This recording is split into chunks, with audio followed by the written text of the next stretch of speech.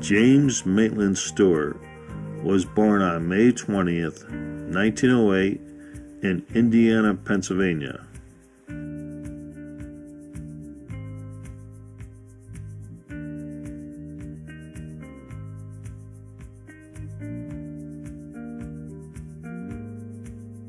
His father's name was Alexander, and his mother's name was Elizabeth. Jim had two younger sisters.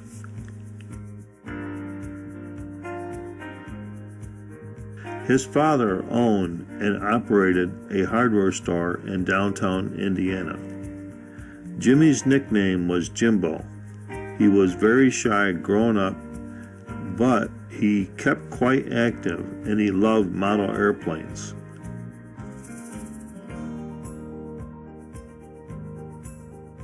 At a very young age, Jim showed love for acting by setting up a little theater in the basement of his house. One of Jimmy's first jobs was running a movie projector at the local movie house.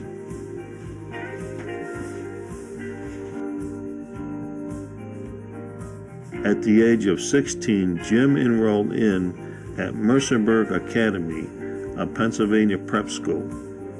He graduated from there in 1928, and that same year he enrolled in at the elite Princeton University to study architect.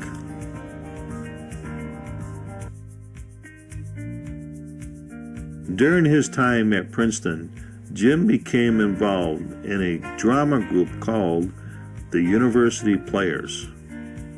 This group consisted of 18 acting students from Princeton and Harvard universities.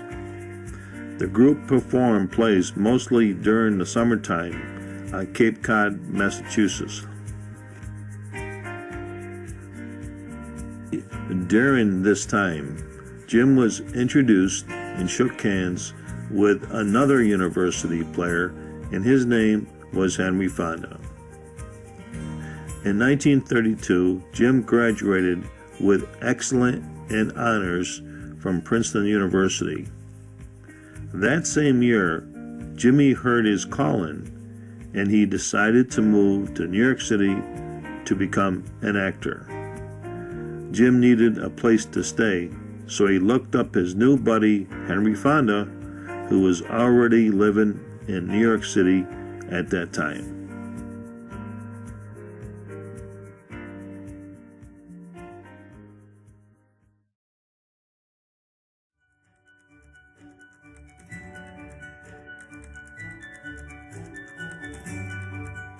Henry Fonda was born on May 16, 1905. He was born in Grand Island, Nebraska. A year later, his family moved to Omaha.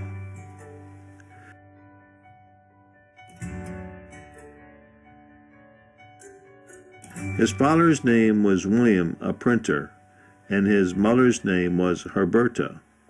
William owned and operated his own business called W.B. Fonda Printing Company.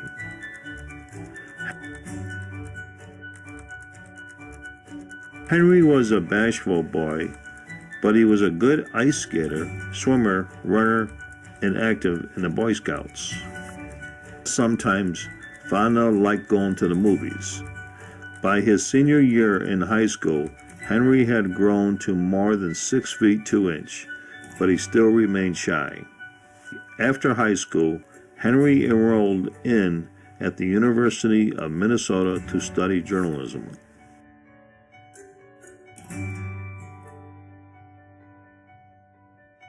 During college vacation, Henry did summer theater with the University Players, and he and Jimmy Stewart became good friends. Henry left college after 3 years.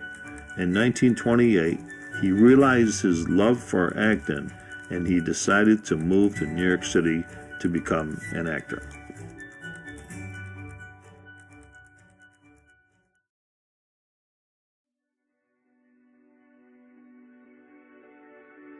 Fonda, Stewart, and another actor named Josh Logan who was also from the University Players, shared a 2-room flat for $30 a month here at West 63rd Street, just off Central Park in Manhattan. The apartment had 2 beds and a pull-out couch that was kept open for whoever came home last. The apartment had a huge stove that was kept out in the hallways sometimes because it smelled so bad.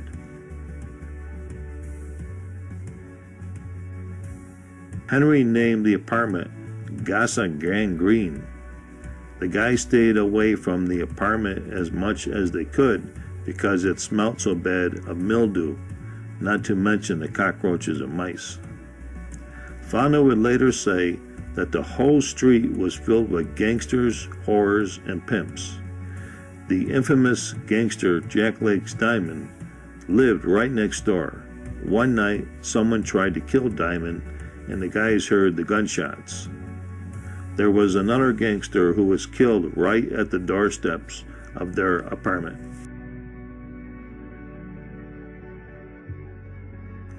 So the guys hit the pavement in New York City every day to try and find acting work. They would go to an audition for a play. They were told they got the part, but the next day they'd go back to the theater and it would be closed. They had to bum money from strangers to take the subway to go to an audition. In this 1930 film footage, who knows, maybe this is Jimmy Stewart running to an audition for a play.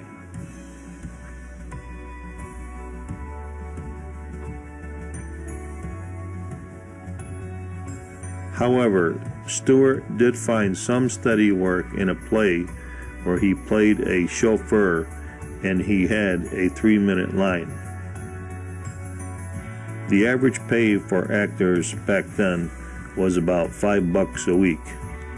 This wasn't enough to pay their rent. They were locked out of their apartment building at least 2 times.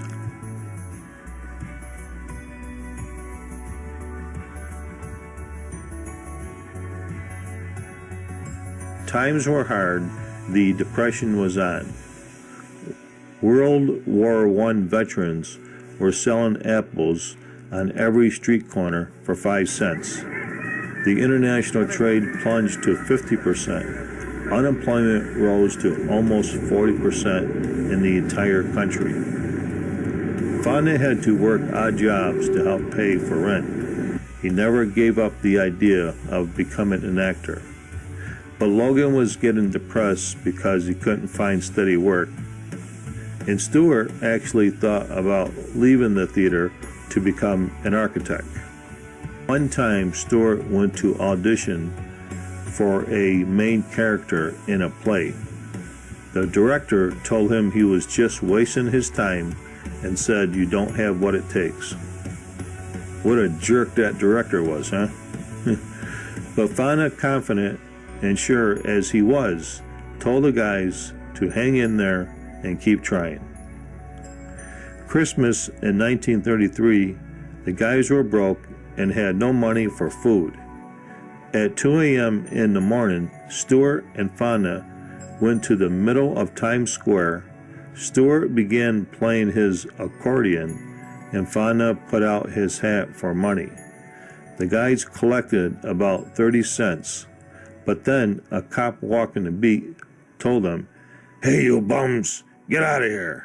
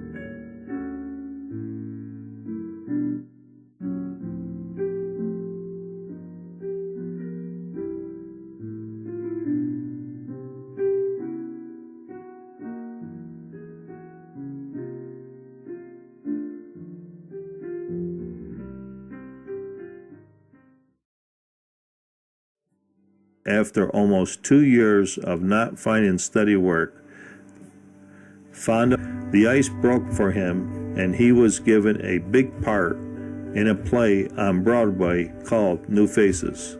The play was a great success and ran for several weeks. That same year, Fonda's ship came in when he was spotted by super agent from Hollywood named Leland Hayward. He told Fonda he was a great actor and told Fonda to come to Hollywood. Fonda was hired by 20th Century Fox for a salary of $3,000 a week. A few months later, Fonda left for Hollywood. He said goodbye to his good buddy Jimmy Stewart at Grand Central Station. That same year, Stewart's luck changed for the better when he was given the lead in a play called Yellow Jack.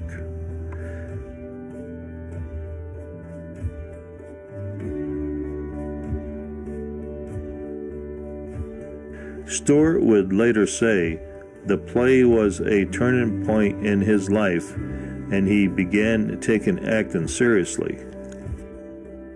A few months later, Jimmy Stewart's ship came in when he was spotted by a talent scout from Hollywood. Stewart was offered a contract with MGM Studios for $600 a week.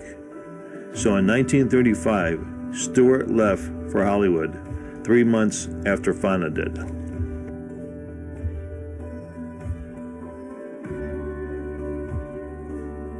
It was a beautiful sunny day in April when Stewart arrived in California. Fonda waited for him sitting in his brand new Ford convertible. They took a ride up the coast, drove through Hollywood Boulevard, then Beverly Hills.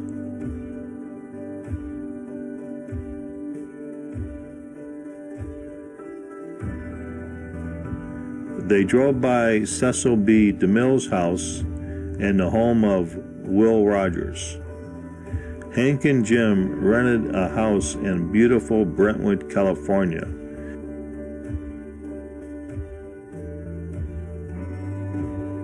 Near where Clark Gable,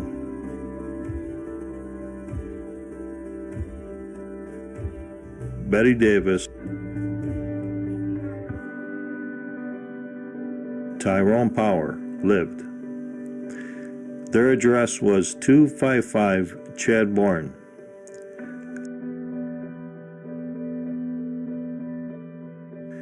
A few months later, Josh Logan arrived, and another actor from the University Players named Kent Smith.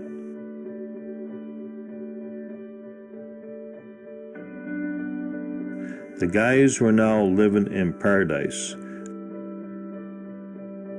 Beautiful weather, beautiful girls, and fabulous beaches.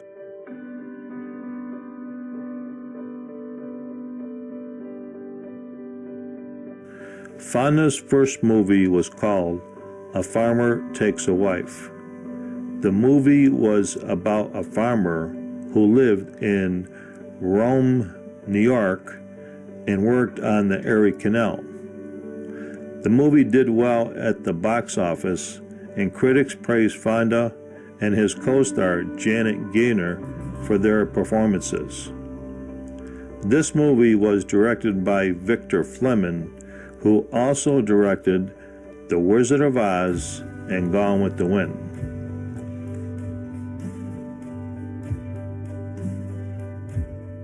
Jimmy Stewart's first movie was called The Murder Man. It was also Spencer Tracy's first movie.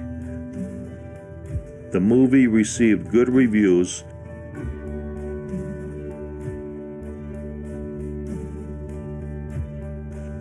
Jimmy Stewart would go on to make over 100 movies. He also did several television specials.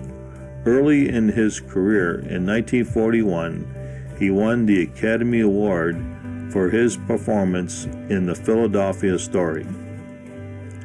Henry Fonda would go on to make 100 movies and several television specials. In 1981, he finally received his way overdue Oscar for his remarkable performance for On Golden Pond. Josh Logan became a character actor and director. He directed the movie Bus Stop with Marilyn Monroe and Picnic with William Holden. In 1950, he won the Elite Tony Award for directing the Broadway musical South Pacific.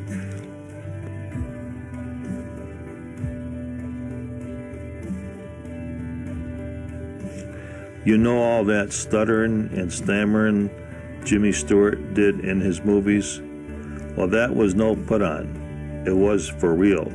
Stewart said, "I never faked it, and it became part of my persona." Henry Fonda was asked what he did before he went on stage. Fonda said, "I think of a beautiful woman